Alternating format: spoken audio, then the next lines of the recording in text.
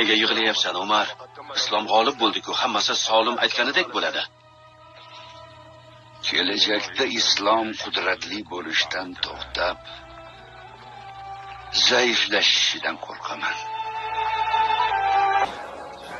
Yig'layapsizmi, Amirul Mo'minin? Bugun axir xursandchilik kuni-ku. Alloh haqqi, qiyin sharoitda yashashingizdan qo'rqmayman. Lekin bunday to'kin hayotdan xavotirdaman. Qavmga bunday mol dunyo berilsa, odamlarda hasad, nafrat, kibr paydo bo'ladi. Ular dunyo g'amini oxirat g'amidan ustun qo'ya boshlashadi.